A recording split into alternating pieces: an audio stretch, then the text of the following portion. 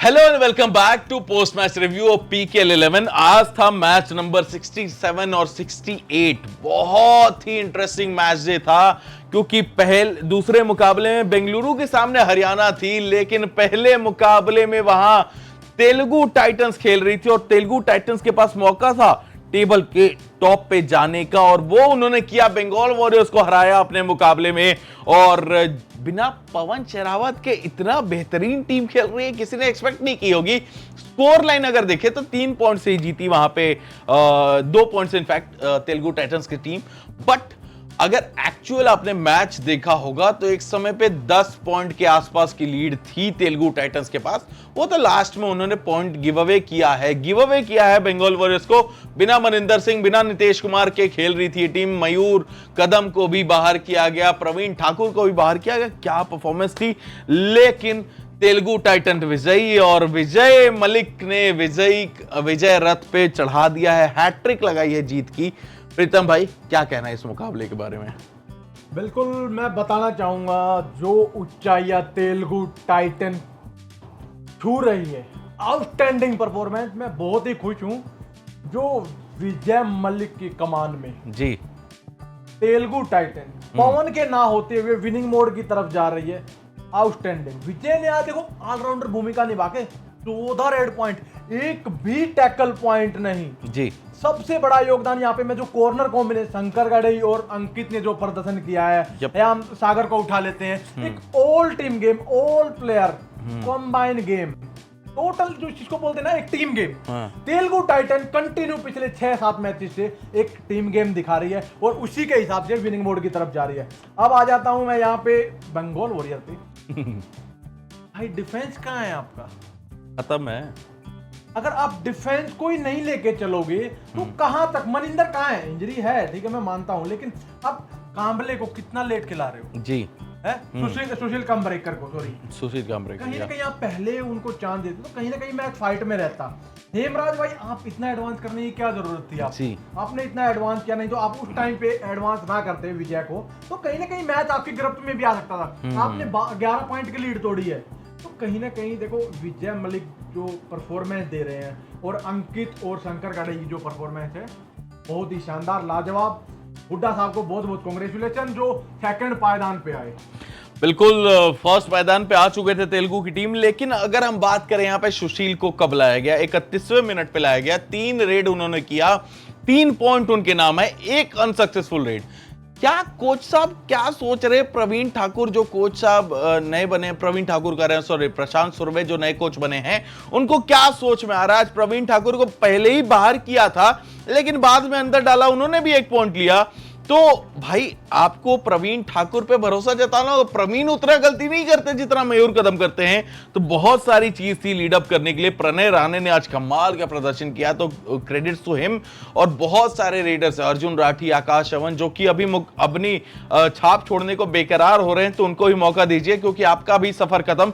3 टीमें मैं सीधा नाम लूंगा जिनका सफर ऑलमोस्ट खत्म हो चुका है। तेलुगु कह रहा हूं, Bengaluru bulls, then Gujarat Giants and then Bengal Warriors. These 3 teams can't qualify for the playoffs. ये मेरी प्रिडिक्शन है। और अब आते हैं इस सेकंड मुकाबले पे, जहां पे बेंगलुरु बुल्स थी, वहां हरियाणा स्टीलर्स के सामने कमाल का प्रदर्शन एक और हरियाणा स्टीलर्स की तरफ से। एक इंजरी भी हुई है जयदीप की, लेकिन जयदीप के आने से किस तरीके से पूरी टीम ही बदल गई मोहित भाई। बिल्कुल, हमने पिछला मुकाबला देखा था और जयदीप नहीं थे, टीम हारी थी तेलुगु टाइटंस से। अगर जयदीप होते तो वहां हरियाणा स्टीलर्स जीत सकती थी। उससे पहले जयदीप नहीं थे, सीजन स्टार्ट होने से पहले टीम जीती भी थी जी। तो इससे पहले मुकाबले की मैं कुछ बातें करना नहीं चाहूंगा। आज की मैं बातें करना चाहूंगा हरियाणा स्टीलर्स में। अगर मैं बात करूं तो डिफेंस तो परफेक्ट है। आज राहुल चेतपाल ने चाहे एक भी पॉइंट नहीं लिया हो, लेकिन उसके साथ साथ टीम का साथ जरूर दिया है, ये सबसे बड़ी बात है।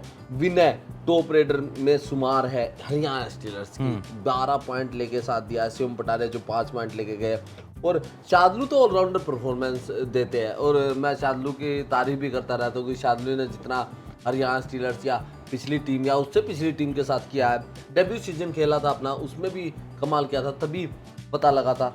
शादलू को तो सल्यूट है मेरी तरफ से, और साथ साथ विनय को जो टीम का साथ दे रही है। हरियाणा स्टीलर्स सच में एक ऐसी टीम है जहां पर दूध दही का खाना दिखाई दे रहा है। जी। अजमीना को चोट लगी है और देखा कि वो स्ट्रेचर पे जा रहे थे, लेकिन हम दुआएं करते हैं कि ज़्यादा बड़ी चोट ना और वापसी लौटे और हरियाणा स्टीलर्स की ताकत और रीढ़ की हड्डी उनके खड़े हो। हरियाणा स्टीलर्स की टीम इस सीज़न बेस्ट टीम है।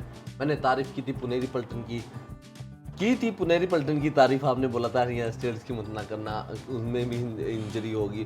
और डिफेंस इसका भी आज के टाइम में अगर देखें तो मजबूत है। बिना जयदीप के भी अच्छा वर्क कर सकती है टीम, लेकिन जयदीप आई होप जल्दी वापस आएंगे। अगर मैं यहाँ बैंगलोर बुल्स की बात करूँ तो बॉटम में है पॉइंट्स टेबल पे। प्रदीप नरवाल की बात करें तो आर्टिकल देखा मैंने एक इंजरी का, उसके बाद भी खेल रहे, उसके बाद अभी सुपर 10 किया है, लेकिन आज रात 7 रेड में एक ही पॉइंट लिया तो निराशाजनक है। और एक आर्टिकल और था खेलना और टीवी पे कि प्रदीप ने खुद बोला था अगर इस सीजन में अपनी परफॉर्मेंस अप नहीं करूँगा तो मैं रिटायरमेंट घोषणा कर सकता हूँ। तो प्रदीप भाई मैं आपका एक दोस्त हूँ, तो प्लीज़ आप थोड़ा सा अपने स्किल्स में चेंज कीजिए। सनी दो डिफेंडर है, 2 ही पॉइंट किए।